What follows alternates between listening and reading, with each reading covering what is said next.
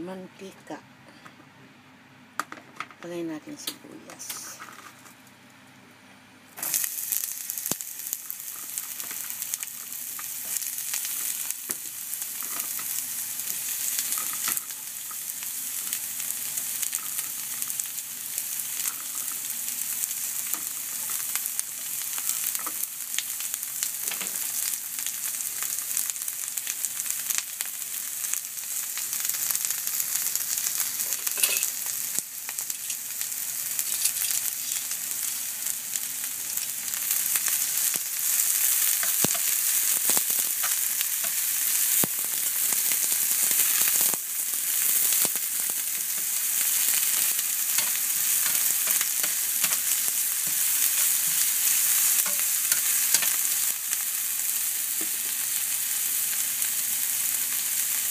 Bawang.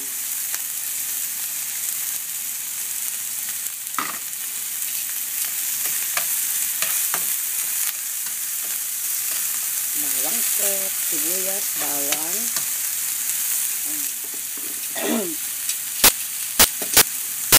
Luya.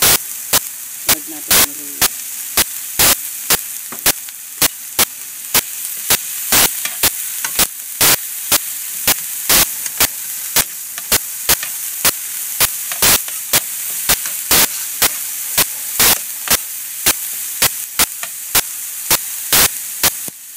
Kaya ang masunog ang bawang.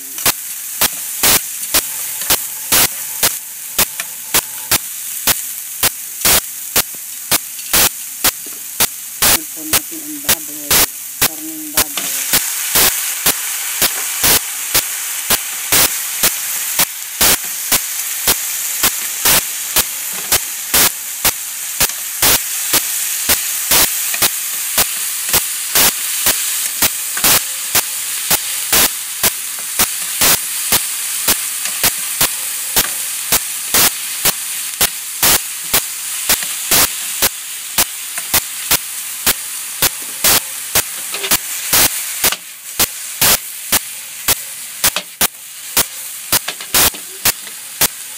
Haluin lang po yan.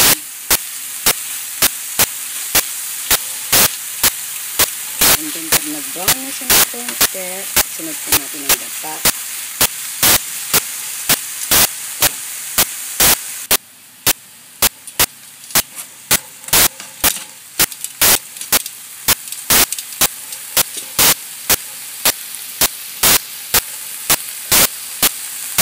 Then na po natin ang gata.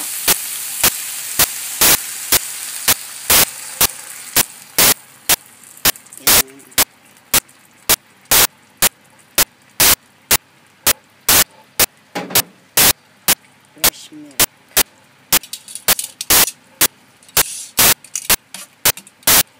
Fresh milk po. Hehe. Yan. And then, pakuluin lang po natin siya. Pag kumulo na yan, isusunod naman natin ang panglasa.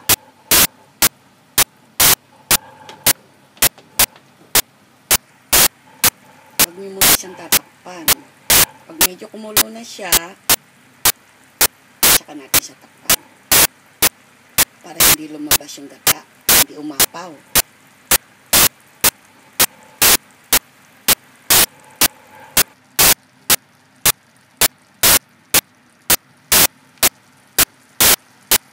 Yan, kumukulo na po. Ilagay po natin ang yan po natin ang pakis.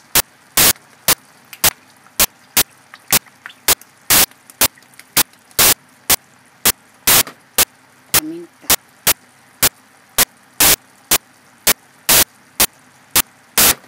Ilagay po natin ang siling labuyo.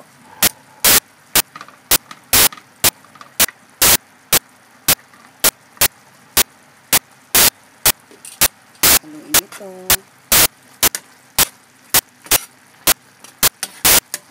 At pag kulang pa po ng patis, pwede nyo po ulit dagdagan.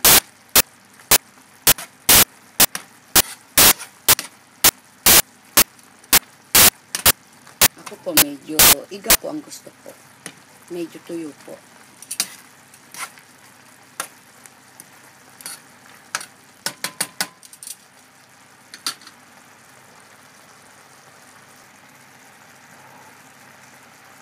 Then, takpan po natin to. Ayan. Konting minuto lang po.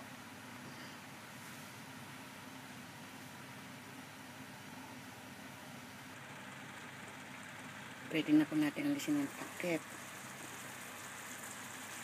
Ayan. First time kong magluto. Ano kayong lasa nito?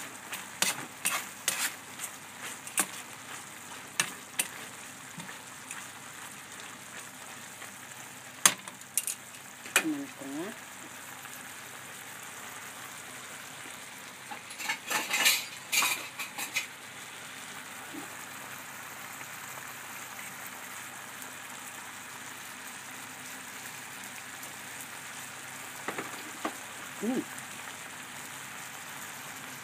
Sarap.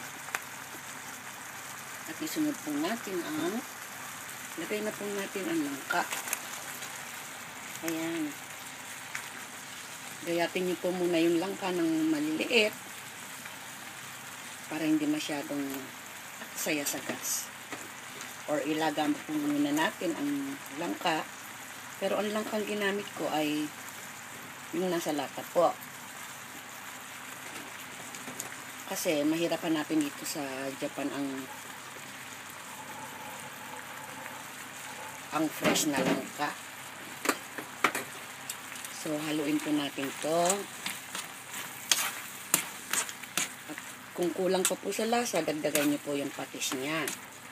Huwag po kayong gumamit ng Betsin. Kasi ang patis may lasa na po. Ayan. Mukhang masarap na.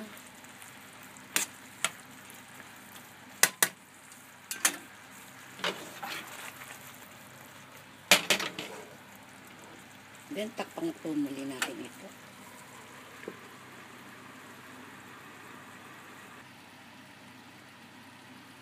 Alisin po natin uli ang takip. Haluin.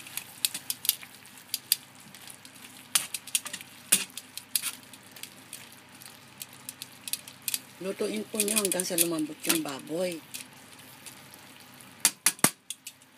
Or pwede nyo rin lagyan ng tubig pag medyo alam nyong naiiga. Ako po, gusto ko po yung walang sabaw. Isunod po natin ang birding sili. Ayan.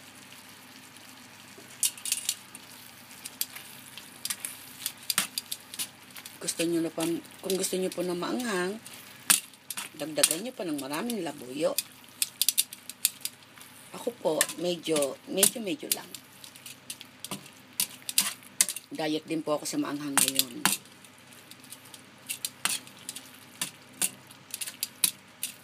Yan. Pakuloyin po natin siya ng konti ulit. At takpan.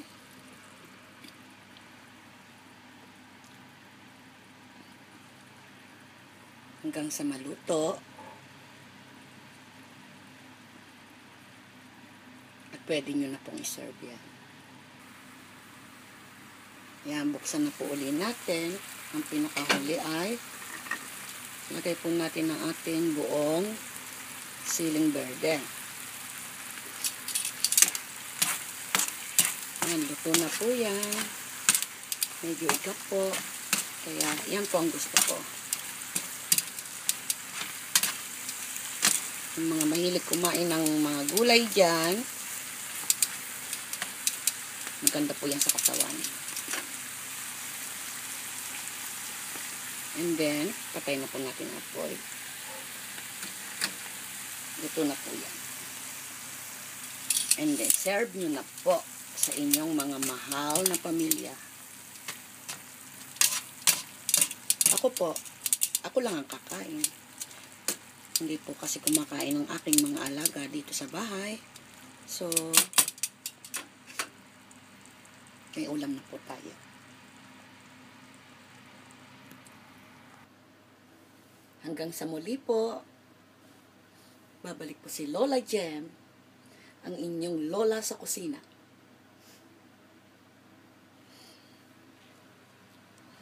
Ayan, luto na. Ating ginataang langka.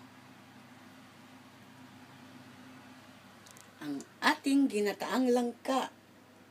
Kain po tayo. Bye.